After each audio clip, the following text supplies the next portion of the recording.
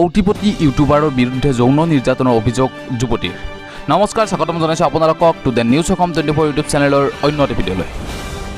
YouTube চেনেলত নায়িকা সজোৱাৰ প্ৰলোভন দি আৰু চহৰৰ মাজমজিয়াত গৃহ নিৰ্মাণ কৰি দিয়াৰ প্ৰতিশ্ৰুতি দি যুৱতীগৰাকীক যৌন নিৰ্যাতন চলোৱাৰ অভিযোগ উত্থাপন হৈছে ৰাজ্যৰ অন্যতম জনপ্ৰিয় ইউটিউবাৰ মুস্তাফিজুৰ ৰহমানৰ বিৰুদ্ধে।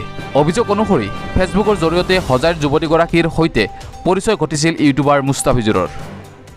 যুৱতীগৰাকীৰ অভিযোগ অনুসৰি যোৱা এবছৰ ধৰি মুস্তাফিজুৰ ৰহমানে তেওঁক বিয়াৰ প্ৰলোভন দি যৌন আতিশয্য চলাই আহিছে।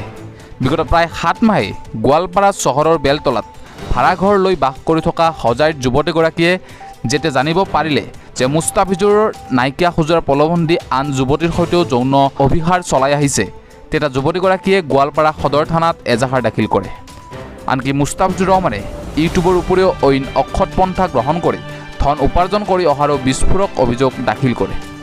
এনেকুৱা ধৰণৰ খবৰবোৰ সকলোতকৈ প্ৰথমে চাবলৈ to the news Assam 24 YouTube চেনেলটো ছাবস্ক্ৰাইব কৰিব নাপাহৰিব। ধন্যবাদ।